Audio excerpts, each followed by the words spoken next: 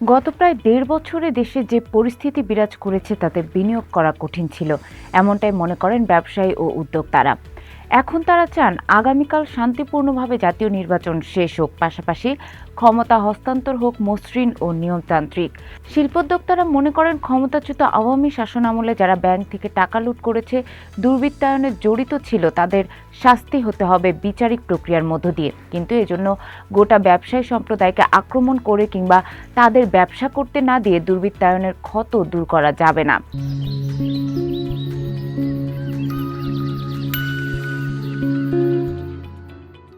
বাংলাদেশের পরবর্তী রূপান্তরে ব্যবসায়ীরা অংশীদার হতে চান।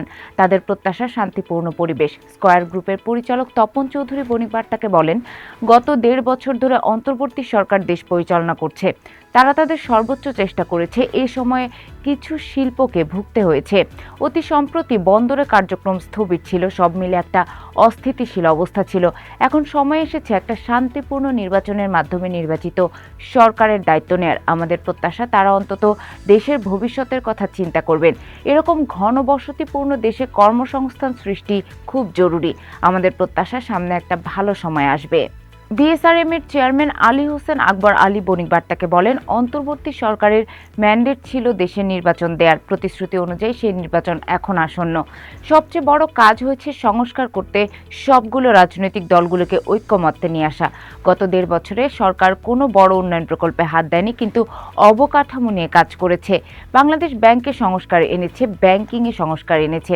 এখন যে সরকারই আসুক দেশের অর্থনীতি দ্রুত এগিয়ে যাওয়ার জন্য প্রস্তুত আছে বলে আমি মনে করি। যে সরকারি আসুক তাদের ম্যান্ডেট হলো অগ্রসর হওয়া ও পারফর্ম করা। ভবিষ্যতের পথে এগিয়ে যেতে একমাত্র পথ হলো পারফর্ম করা। নতুন সরকারকে দুর্নীতিমুক্ত পারফরমেন্স দেখাতে হবে, পাশাপাশি জবাবদিহিতা ও স্বচ্ছতা নিশ্চিত করতে হবে। এরপর যদি ভালো ব্যবসায়ীদের সহায়তা দেয়া হয়, আমার মনে হয় দেশটা দ্রুত এগিয়ে যাবে। আর ব্যক্তি খাতের সঙ্গে সম্পৃক্ততার মাধ্যমে রূপান্তরের পথে এগিয়ে যেতে হবে। যে দলই দেশের দায়িত্বে আসবে সবকিছু ছাপিয়ে তাদের পারফর্ম করতে হবে, অন্যথায় ফ্যাসিস্ট আবারও ফিরে আসবে। অন্তর্বর্তী সরকারের বিভিন্ন অবস্থানের কারণে অনেক ব্যবসায়ীকে বিরূপ পরিস্থিতির মধ্য দিয়ে যেতে হয়েছে। নীতি প্রণয়ন উদ্যোগে একই খাতের সংগঠনের মধ্যে বিভেদ তৈরি হয়েছে।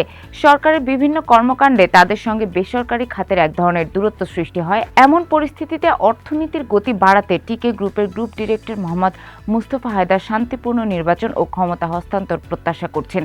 তিনি বণিক বার্তাকে বলেন, দেশের অংশীজনদের সঙ্গে বসতে হবে, শুধু লোক দেখানো না, বরং নিয়মিতভাবে বসতে হবে। অংশীজনদের সঙ্গে এঙ্গেজমেন্ট নিশ্চিত করে অর্থনীতির বর্তমান পরিস্থিতি থেকে বের হয়ে আসতে হবে। দেশে প্রতিদিন প্রায় ১,০০০ মিলিয়ন ঘনফুট গ্যাসের ঘাটতি থাকায় শিল্প কারখানায় উৎপাদন ব্যাহত হচ্ছে এবং অনেক ক্ষেত্রে তা ৩৫ থেকে ৪০% পর্যন্ত কমেছে। স্থানীয় পর্যায়ে গ্যাস উৎপাদন বৃদ্ধি করতে না পারায় অন্তর্বর্তী সরকার ব্যয়বহুল এলএনজি আমদানির ওপর নির্ভর করেছে, যার প্রভাবে ২০২৪-২৫ অর্থবছরে এলএনজি আমদানিতে ব্যয় হয়েছে প্রায় ৪০,৭৫২ কোটি টাকা।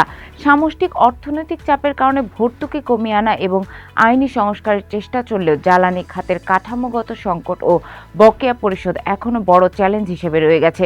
ইস্ট কোস্ট গ্রুপের চেয়ারম্যান আজমজে চৌধুরী বণিক বার্তাকে বলেন, আমরা বেসরকারি খাত থেকে চাচ্ছি সরকারের নীতি সহায়তা। সবচেয়ে বড় সমস্যা ছিল জ্বালানির। এই সংকট মোকাবেলায় কোনো নীতি সহায়তা ছিল না। আশা করছি নতুন সরকার নীতি সহায়তা দেবে, ব্যবসা এবং অবকাঠামো উন্নয়ন দুক্ষেত্রেই গুরুত্ব দেবে। এতে দেশে বিনিয়োগ আসবে, কর্মসংস্থানের সম্ভাবনা সৃষ্টি হবে, এটা আমাদের প্রত্যাশা। এই মুহূর্তে নির্বাচন আসন্ন, নতুন সরকার আসবে, তারা নীতি কাঠামো তৈরি করবে যার আওতায় আমরা একসঙ্গে কাজ করব এবং এগিয়ে যাব। বিনিয়োগকারীদের প্রয়োজন জ্বালানির সংকটে টেকসই সমাধান ও সুশাসন। নতুন রাজনৈতিক সরকার ব্যক্তি খাতকে গুরুত্ব দেবেন এমন প্রত্যাশা রেখে মেঘনা গ্রুপ অব ইন্ডাস্ট্রিজের প্রতিষ্ঠাতা চেয়ারম্যান মোস্তফা কামাল বলেন, ভবিষ্যতে শিল্পায়ন ও কর্মসংস্থানের জন্য প্রথম দরকার হলো সুশাসন ও জ্বালানি। এ দুটি এখন সবচেয়ে বেশি গুরুত্বপূর্ণ। লাল ফিতার দৌরাত্ম্য দূর করতে হবে। জ্বালানির অভাবে অনেক শিল্পায়ন আটকে আছে। আর সুশাসন নিশ্চিত হলে ঘুষ দুর্নীতি বন্ধ হবে। সরকারের সঙ্গে ব্যক্তি খাতের এঙ্গেজমেন্ট নেই বললেই চলে।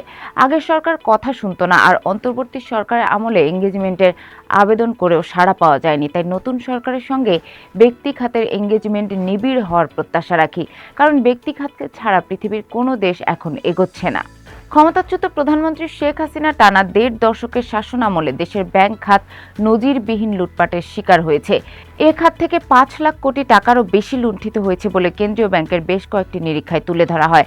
মিউচুয়াল ট্রাস্ট ব্যাংকের ব্যবস্থাপনা পরিচালক সৈয়দ মাহবুবুর রহমান বনিবার্তাকে বলেন, আমরা আশা করছি নির্বাচিত সরকার দায়িত্ব নিলে পরিবর্তন আনার চেষ্টা করবে, কিন্তু বাস্তবতা হলো ব্যাংক খাতে শৃঙ্খলা ফেরেনি, ব্যাংকিং আইনের সংশোধনও হয়নি। রাজনীতির চেয়েও বেশি গুরুত্ব দিতে হবে আমলাতন্ত্রকে ঠিক করার দিকে। নতুন সরকার কী নীতি নেবে এখনও তা আমাদের জানা নেই। আবার সরকারের নিজস্ব রিসোর্স খুবই সীমিত, অথচ ব্যয় ক্রমাগত বাড়ছে। পরিস্থিতি কঠিন, তবে সরকারের সদিচ্ছা থাকলে এখনও কিছু করা সম্ভব। অন্তর্বর্তী সরকারের আমলে দেশে বিনিয়োগ পরিস্থিতি একেবারেই নাজুক পর্যায়ে নেমে গেছে। বাংলাদেশ চেম্বার অব ইন্ডাস্ট্রিজের সভাপতি আনোয়ারুল আলম চৌধুরী পারভেজ বনিবার্তাকে বলেন, এখন সবাই অনিশ্চিত পরিস্থিতির মধ্যে পড়ে গেছে। বৈশ্বিক রাজনীতির প্রেক্ষাপট খুব খারাপ দিকে যাচ্ছে। এই অবস্থায় আমাদের রাজনৈতিক সরকার যারাই আসবেন তাদের অনেক ভিশনারি বা দূরদৃষ্টি সম্পন্ন হতে হবে। যদিও আগামী সরকারের জন্য বেশ কিছু চ্যালেঞ্জ সৃষ্টি হয়েছে, মূল্যস্ফীতি কিভাবে নিয়ন্ত্রণে আসবে বোঝা যাচ্ছে না। Foreign investors chamber of commerce and ইন্ডাস্ট্রির প্রেসিডেন্ট ও বার্জার পেইন্টস বাংলাদেশ লিমিটেডের ব্যবস্থাপনা পরিচালক রূপালী হক চৌধুরী বনিবার্তাকে বলেন, সবার আগে আইন শৃঙ্খলা পরিস্থিতির উন্নতি দরকার, পাশাপাশি সামাজিক স্থিতিশীলতা ও শৃঙ্খলা যাতে বজায় থাকে সেদিকে লক্ষ্য রাখতে হবে। নতুন সরকারের কাছে আমাদের প্রত্যাশা থাকবে তারা ব্যবসা বান্ধব পরিবেশ ও নীতি নির্ধারণ করবেন যাতে বিনিয়োগ ও কর্মসংস্থান বাড়ে, এমন একটি পরিবেশ নিশ্চিত করবেন যাতে সবাই বিনিয়োগ করতে উৎসাহী হয়, ব্যাংক ঋণ সহজলভ্য হয়, সুদের হার সহনীয় হয়, এমন একটি পরিবেশ তৈরি করতে হবে যাতে বিনিয়োগকারীদের আস্থা ফিরিয়ে আনা সম্ভব হয়। নতুন রাজনৈতিক সরকারের কাছে সহায়তা পেলে ব্যবসায়ীরা দেশের অর্থনীতিকে ইতিবাচক ধারায় ফেরাতে পারবেন বলে মনে করেন প্রাণ আরএফএল গ্রুপের চেয়ারম্যান ও সিইও আহসান খান চৌধুরী। তিনি বনিবার্তাকে বলেন, রাজনৈতিক দূরত্ব বা মতপার্থক্য যাই থাকুক না কেন, ব্যবসা ও অর্থনীতির প্রশ্নে সবার চিন্তাভাবনা এক হওয়া দরকার। বাংলাদেশ এখনও একটি দরিদ্র দেশ। দেশের সামগ্রিক উন্নতি চাইলে অর্থনৈতিক কর্মকাণ্ডকে সর্বোচ্চ অগ্রাধিকার দিতে হবে। বাস্তবতা হলো, রাজনৈতিক বিশ্বাসের কারণে বাংলাদেশে ব্যবসা ক্ষতিগ্রস্ত হচ্ছে। তাই রাজনৈতিক বিভেদ ভুলে দেশের অর্থনৈতিক অগ্রগতিকে ব্যক্তি ও সামষ্টিক কর্মকাণ্ডের প্রধান লক্ষ্য হিসেবে গ্রহণ করা জরুরি। বিনিয়োগ, ব্যাংকিং, সামগ্রিক অর্থনৈতিক অবস্থা, অবকাঠামো ও বন্দরের মতো বিষয়ে কোনো ধরনের আপোষ করা যাবে না। এসব ক্ষেত্রে সরকার থেকে নিরবিচ্ছিন্ন সহায়তা পেলে ব্যবসায়ীরা আত্মবিশ্বাসের সঙ্গে কাজ করতে পারবেন, আর সেখান থেকেই দেশের অর্থনীতি আরও এগিয়ে যাবে।